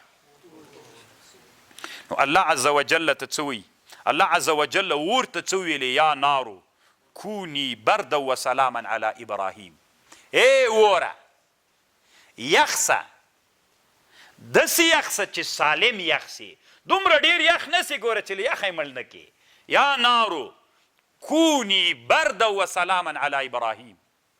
ښه اوس زه تا نه پوښتنه کوم، شاپي صاحب تا وایي اشاعرو تاسې خو داسې ویلې چې دا اور سوځونکی نه ده، سوځونکی څوک ده؟ نو بیا الله عز وجل اور ته خطاب ولیکي چې وی نه سوځي. خو چې الله ته خو وایې سوځونکی الله ده، اور نه ده سوځونکی. نو بیا چې ابراهیم علیه السلام په اور کې راګیر و، خو الله په خپل ځان سره ویلي و چې نه سوځم، اور پلار هم نه سو سوځلی، ځکه ته خو وایې چې اصل سوځونکی څوک ده؟ الله عز وجل ده، څوک نه ده. اور نه ده طالبانو، اور هسې سبب عادي ده. بیا الله امر ولې اور ته کاو؟ خپله به الله ویلي و نه سوځم، ستی اور ته هېڅ ضرورت نه و چې ویلي و. خو دې نه معلومیږي چې اور ته یې ویلې چې ګوره درنه ونه سوځي، داسې ورته ویلې چې درنه ونه سوځي، خو دې نه معلومیږي چې سوځونکی څوک ده. الله قدرت د چا پکې کېښودلی؟ طالبانو عرفتم ان مذهبنا حق من حيث الدلیل. طالبانو خبر خو پوهېږئ؟ نو نه پوهېږم چې تاسې پوه سوی دي ما په خبر که نه شوئ. اوبه مړول کوي، اور سوځل کوي. طالبانو ماتوریدیان څه وایي؟ هغوی وایي الله به هغه کوي. اشاعره دوی داسې وایي که داسې دي ویلې چې اور سوځلمه، فاسق یې وایي اور سوځلی نه یې الله وسوځلی، داسې به وایي. که وویلې اوبو موړ کړلمه فاسق سولې، داسې به نه وایي. داسې به نه وایي چې د اوبو دا کښ چې راشین سو، دا اوبو راشین که، داسې به نه وایي الله راشین که. لکه دوی وایي دا سبب عادي ده. موږ احناف څه وایو؟ اوس طالبانو غوږ سئ ورته. الذي جعل لكم الارض، الله غزات چې ګرځولې د مځکه فرش، والسماء بناء وانزل من السماء ماء فاخرج راویستلی الله به په دې اوبو. دا بې سبب ده طالبانو، بې سبب یا د دوی سبب عادي ده، موږ وایي سبب حقیقي ده. طالبانو نو طالبانو دا کښ چا راشین که؟ موږ د ماتوریدیانو په مذهب اوبو راشین که، سبب عادي ده. اشاعره چې وایي چا راشین که؟ الله راشین که. داسې به بیخي وایې نه، صحیح ده، دا خو موږ هم وایي چې الله راشین که، خو سبب یې څوک ده؟ اوس طالبانو موږ نسبت سبب که اوبو باندې ګیا راشنه سوله، دوی وایي که داسې وایي اوبو باندې اوبو ګیا راشنه کړلې وي، دا فسق ده. سبحان الله. علامه شهاب الدین الوسی رحمه الله وی د سلف الصالحینو رای همدغه ده چې کومه خبره ماتوریدیانو کړې چې دلته سبب څوک ده؟ سبب حقیقي ده. طالبان خو تاسې د یو شي ته فکر وي طالبانو ورونو، دا ډېر علوم چې اورئ که نه، ما مخکې تاسو ته ویلي بله ورځ مې درته ویلي په دماغو کې څوک دي؟ ډېرې خلایاوې دي. هغه خلایاوې طالبانو تلقیح کېږي، بلاربېږي. د هر علم چې خبر اورئ هغه منجمد یخې نیولی، د هر علم هغه خلایا او هغه میموري هغه هارډیکس طالبانو ډیر وخت استعمال نه کوي، څنګه کیږي؟ خرابېږي. نو داسې به کله کله د یوه علم خبر اوره چې هغه هارډیکس طالبانو لږ په حرکت راسي، بله طالبانو چې لږ مو د خلایاوې مو په حرکت باندې چې په حرکت راغللې طالبانو، دا مو بیا سمه بلا ګرځېږي. دا چې بلا وګرځېد طالبانو کار مو روان ده، او دې بلا ته طالبانو یو شی مه ور اچوئ، ډېر شیان ور واچوئ. په خبر خو پوهېږئ که نه، کله د اصولو خبر راواخلو، کله د عقیده څومره سخت خبره وله، خو خوند خو یې وکړه که نه طالبانو، ډېر خوند یې وکړه. څوک چې ویده یا خو به خود خوند هغه ته نه ورکوي، یا څه پوهېږي چې څه مو ویلې.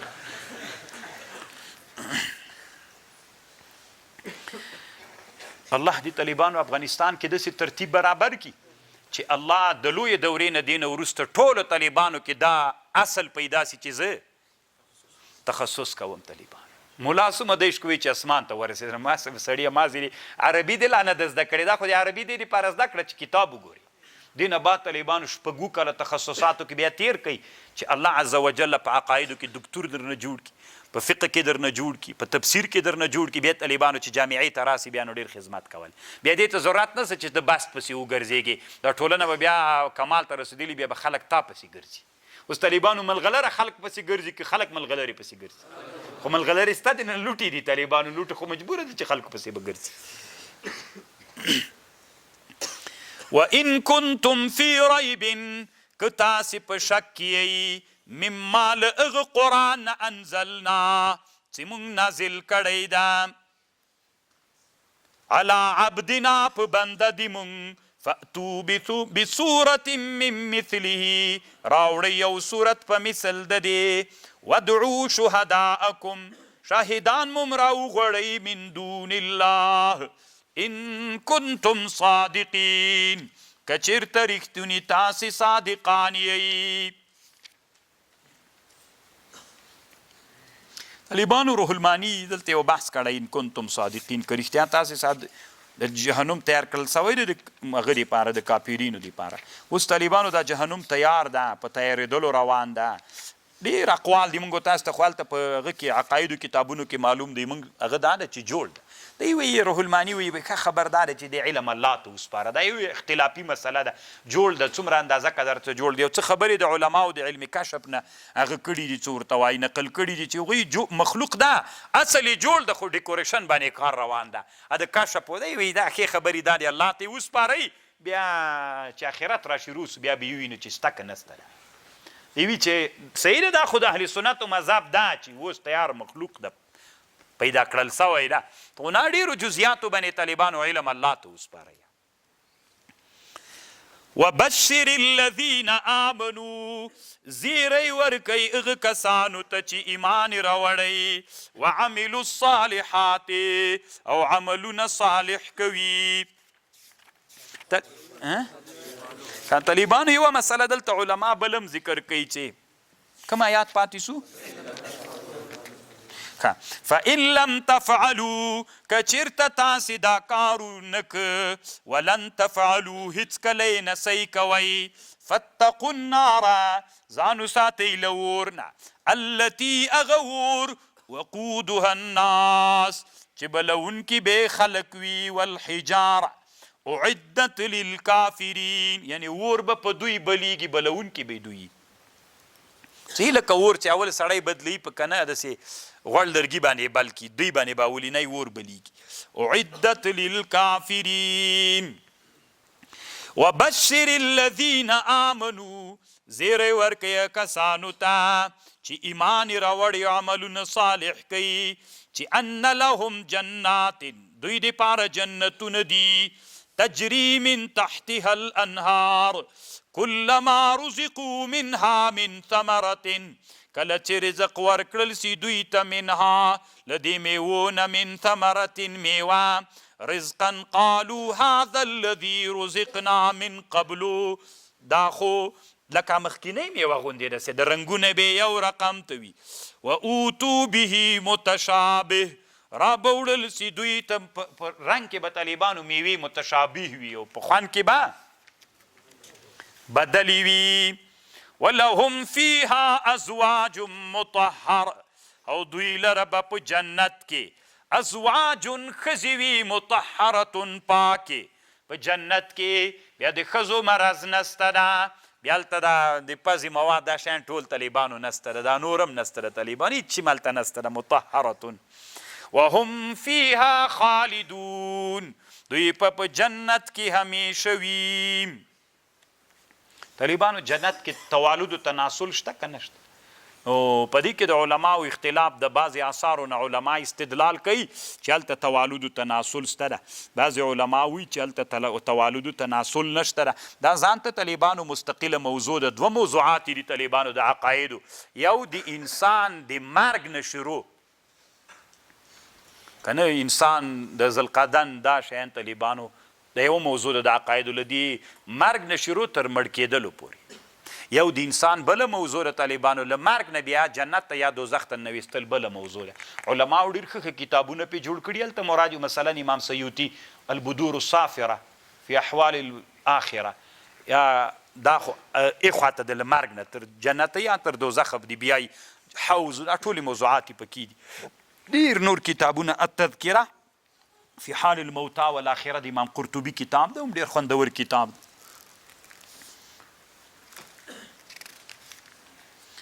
ان الله الله چې ده لا یستحیي الله حیا نه کوي ان یضربا چې دا طالبانو یهودیانو ویلي چې الله چیشته په کتاب کې کله د موچ مثال ذکر کوي کله د عنکبوت مثال ذکر کوي دا خو د الله د شان سره ډیر الله دومره غټ ذات لري دا حقیر شیان ولې الله ذکر کوي نو الله دا آیات را نازل کړ ان الله لا یستحی الله حیا نه کوي ان یضرب مثلا چې بیان کی مثال مثلا ما بعوده هغه مثلا مثال هغه د میاشتې مثال هم الله له دینه حیا نه کوي بیانوي فما فوقها یا پاس له دینه فاما الذین آمنوا فیعلمون کسان چې ایمان راوړی پوهیږي چې انه الحق من ربهم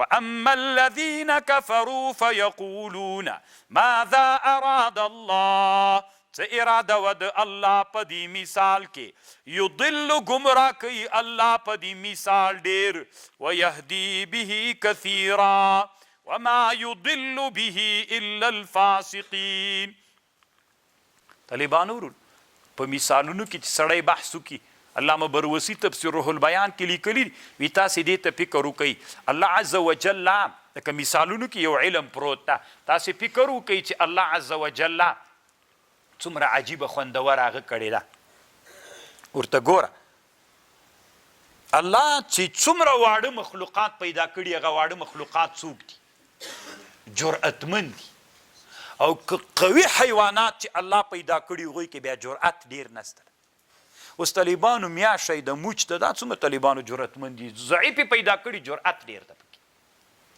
بنګه بنګه مخترې علماوي موچ ته ولې موچ ذباب وي اذا ذب چې وی سړی آب بیا راسي اذا ذب آب بیا راسي خبر پوه شولې کنه او زمری طالبانو حیوان د که غومره جرأت چې موچ ته ورکړی زمري ته ورکړی وای خلک به ډیر خوړلي ول طالبانو بیخي کلي ته نږدې راځي نه ګوره زمری لیوه لرې لرې تښتي کلي ته رسې کله که چاپه راواچي طالبانو ناڅاپه حالت کې راځي خو دومره جرأت الله نه ده ورکړی که په مثالونو کې خو ډېر څوک پروت ده ډېر علم طالبانو په مثالونو کې پروت ده نو طالبانو ورونو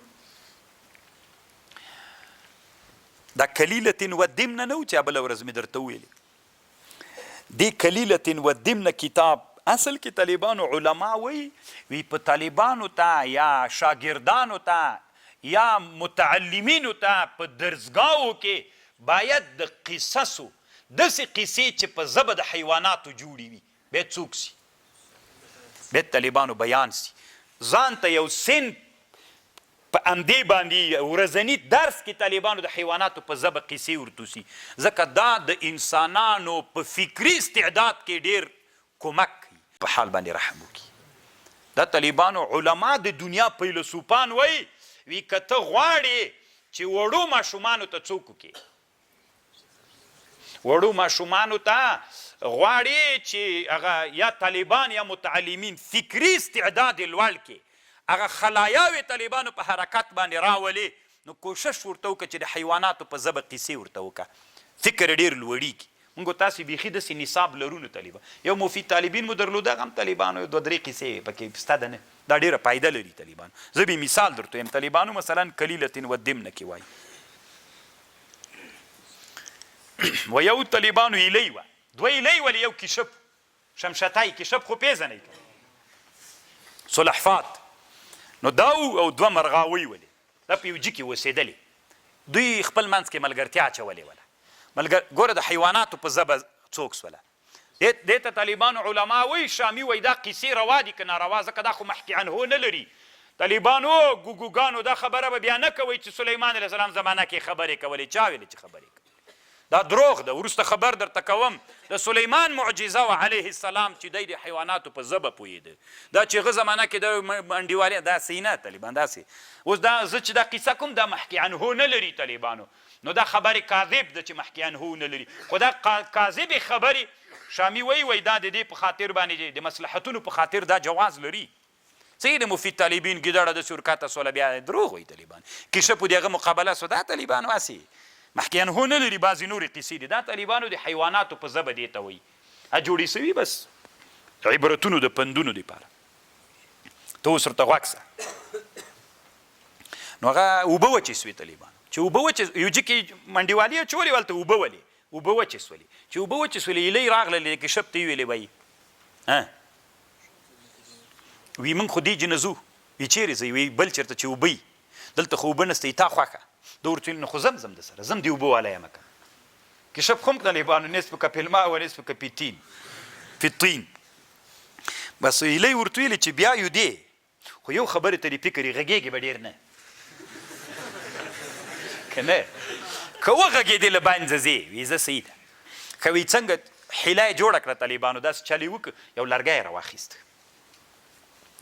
راواخیسته ایلۍ ورته ویلې زه به یې دلته په خوله کې ونیسم دا بله ایلۍ به یې دلته په خوله کې ونیسي نو ته خو الوتی نسې او که تا ته دا مزل کو چې تر څو اوبو ته ځې نو خو دا 2000 کاله کې به ورسېږې نو داسې چل به وکړې ته چې دا به دلته کلک په دې غاښونو باندې ونیسې نو موږ چې والوتلو ته به کته منځ کې رازړېږې نو په یو کلي به چې تېرېدو د کلي خلک خو به ضرور وایي چې ډبډبه نه راغله څه وه طالبانو امریکایان چې دلته ول که نه چې ډبډبه نه به راغله ټول به ورته راووتل نو د کلي خلک به راوځي لکه دا تګ هم په مازدیګر کې نو چې د کلي خلک راوځي نو بیا به وایي چې قمقل هغه ده کشپ ده چیرې ځوړندې چیرې ځې نو ته به څه وایې نه غلی به پاتې کېږي که وغږېدې له منځه ځې وایي زه صحیح ده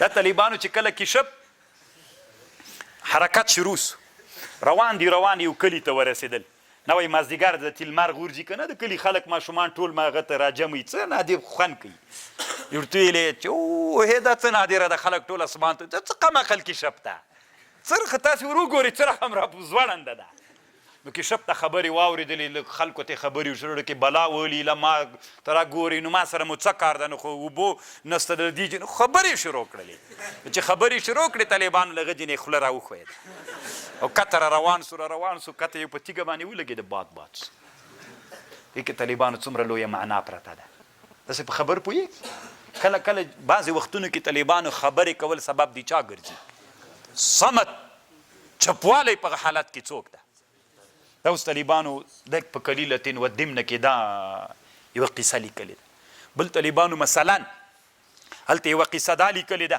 وي که څومره هم څوک دښمن کمزوری و په غټه سترګه به ورته ګوري که دښمن څومره هم کمزوری وي په غټه سترګه به ورته ګوري یو ورځ له ورځو نه داسې پېښه وسوله طالبانو پیل د ځنګل بادشاه و پیل نو دا پیل کورګاډی چې راغی نو د اککه ورته وایي تاسې اککه ورته وایي موږ کشکره ورته وایو پېژنئ که نه کشکره دلته مرغه څه برګه غوندې اوږده لکه یې چې دلته ډېر هم ده کشکره اککه هدایه وایي پاک هم د طالبانو ده نو دا مرغه چې ده د اککه د دې ځاله وه د کشکرې او د اککې ځاله وه دا ځاله یې هغه کړله خراب یې کړه طالبانو پښه یې پکې خو د بچي ورته مړ کړه نو دا هغه چې و د کشکره دا څو ورځې انتظار و ګویا کې هغه به راسي پیل به راسي عذر به رانه وغواړي عذر ته رانه بله ورځ ته دا کشکره ورغله ورته ویلې چې ته خو پاچا یې د ما ځاله دې ولې هغه کړي بچي دې راته مړه کړي دي هغه ورته ویلې ځه ورکه سه دا تور مخ دې خاورې سه دا اوږده لکۍ دې خبرې ورته وکړلې خوابد یې کړه نو هغې ورته ویلې چې ګوره بچیان دې هم راته مړه کړل عذر نه راته کوي دا اوس دلته طالبانو د اککې او د کشکرې په زړه کې څوک پیدا سو عقده سخت درد پیدا سو لاړه له ټولو اککو ته ورغله عریضه یې ورته وکړله وایي ما سره ډېر ظلم سوی پیل د ځنګل باچا دی ما بچي مړه کړي دي نو وایي څه وکړو نو دوی ورته ویلې ما داسې فکر کړی دی چې پیل روان و یو دم به یې ټول په سترګه حمله کړو سترګې به یې راوباسو بس ټولې په شریکه راغلې طالبانو سترګو باندې حمله وکړله سترګې تېر ویستلې پیل ړوند سو پیل اوس ړوند ده داسې تږی ده که نه د تې له تندې نه مړ کېږي نو دا کشکار هغه ته ورغلله چونګښو ته ورغله ورته ویلې چې ما سره د ځنګل باچا ډېر ظلم کړی ده نو تاسې ما سره نصرت وکړئ وي څه نصرت ته سره کو بچي راوځلي دي وي تاسې ما سره لاړ سئ هغه پلانکي ګړنګ سره هلته ودرېږئ داسې ګړنګ څه وي غره نه هلته ودرېږئ ستي به تاسې اواز کوئ نو پیل به فکر وکړي چې څوک ده اوبه دي بس دا چې ورسره راغلل هلته یو کې په زوره چونګښو نارې کولې نو پیل فکر وکړه چې اوبه دي راتله له ګړنګه راوغورځېده مړ سو طالبان چا سره بعد دا طالبانو دغسې یو باب د شاګردانو د علمي ارتقا دپاره ډېر مفید والله ډیر مفید د طالبانو ډیره زیاته ګټه انسانانو ته لري. نو موږ طالبانو دا باب نه لرو. مې بزي شریف وایي کني اهل سنتو کې یوه بله ډله م وه څه یې ویلې طالبانو په ظاهري معنا نفي د لوازمو. الذين ينقضون عهد الله هغه کسان چې ماتوي عهد الله من بعد میثاقه ويقطعون قطع کوي ما امر الله به. یوه خبر طالبانو بله م رانه وی رسوله جالینوس نه دیو طالبانو له اسلام نه مخکې و عالم تیر سوی ده. جالینوس وایي چې کړه مړ کېده مثال د جالینوس خپلو شاګردانو ته 2 ګولۍ ورکړي. ورته ویې ویلي چې زه مړ سوم د یوه ګولۍ په وسپنه کېږدئ او یوه ګولۍ اوبو کې واچوئ ګلاس کې اوبه واچوئ بیا پکې واچوئ. چې مړ سو شاګردان راجګ سول دا کار یې وکړ. نو چې هغه وسپنه باندې ګولۍ کېښودله طالبانو وسپنې ویلې کړه داسې روانه سوله او بله یې اوبو کې واچوله اوبه کلکې سولې. نو شاګردانو ویل دا نو څه معنا لري. خو ګور طالبانو د غټ سړي شاګردان هم غټ خلک وي. فکر یې وکړه پوهېدې کې خو بله خبر ده. څه خبر ده؟ خبره دا ده دې کې اشاره دې ته ده چې یعنې مطلب چې ما ته الله دومره علم را کړی ده.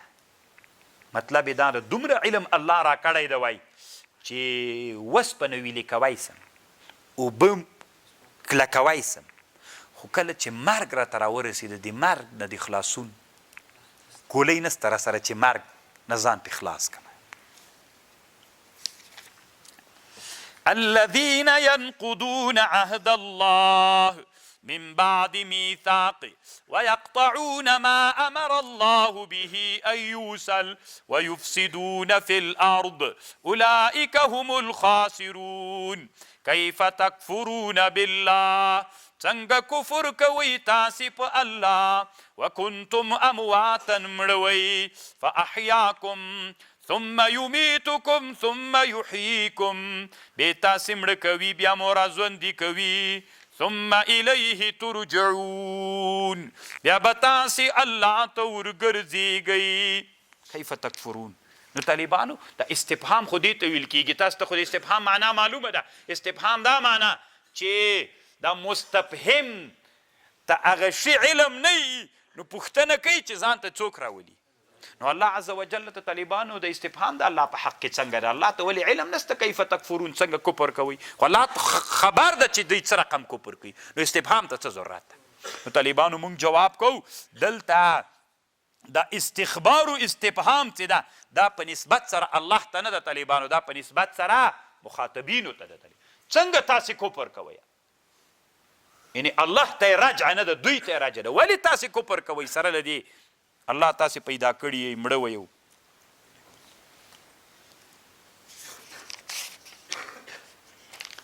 لږ به طالبانو دمه وکړو ځکه دغه ټول بیا یو بل باب هغه کېږي.